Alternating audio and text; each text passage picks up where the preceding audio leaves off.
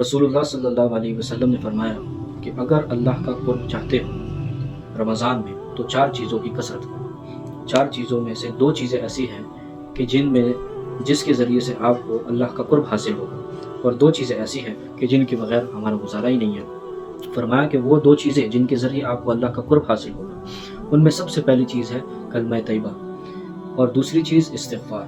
गोया कि कलमा तैयबा में हम ये ऐलान करते हैं, इकरार करते हैं कि या इलाहुल आलमीन, हम तुझे ही सिर्फ अपना माबूद, अपना मुश्किल कुशा, अपना हाजिर रवा समझते हैं, और जितने भी तेरे सिवा माबूद हैं हम उन सब से बेजार हैं, उन सब से हम बरात का ऐलान करते हैं। और इसी तरह इस्तिग़फ़ार, हम अल्लाह ही की इबादत करते हैं।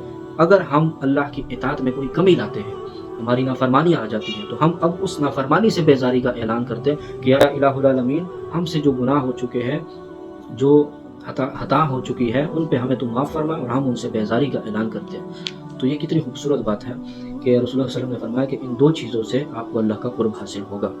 तो कलमा तैयबा की कसरत करनी है रमज़ान में ख़ास तौर पर, और इस्तिग़फ़ार की कसरत करनी है। इसी तरह वो 2 चीज़ें जिनके बगैर मुसलमान का गुजारा नहीं है, वो ये है कि जन्नत की तलब। जन्नत की तलब, रसूलुल्लाह सल्लल्लाहु अलैहि वसल्लम ने फरमाया कि इसकी भी कसरत करनी है रमज़ान में, ताकि अल्लाह का कुर्ब और अल्लाह की रज़ा आपको हासिल हो जाए।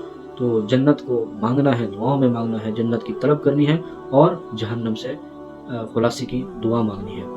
और ये तीसरा अशरा जा रहा है, बिलखुसूस ये इत्कुम मिनन नार का अशरा है कि अल्लाह रब्बुल आलमीन इस अशरे में उन लोगों को जहन्नम से आज़ाद करते हैं कि जिनके लिए जहन्नम वाजिब हो चुकी होती है। अल्लाह हम सब को माफ़ फरमाए, अल्लाह हम सब के हाल पर रहम फरमाए, अल्लाह हमें भी उन खुश नसीबों में से शामिल कर दे कि जिनके लिए गोया कि अल्लाह ने जहन्नम से खुलासी का फ़ैसला करना है और जन्नत में दाखिले का फ़ैसला करना है। अल्लाह हम सब को उन खुश नसीबों में शामिल फरमाए। आमीन या रब्बल आलमीन।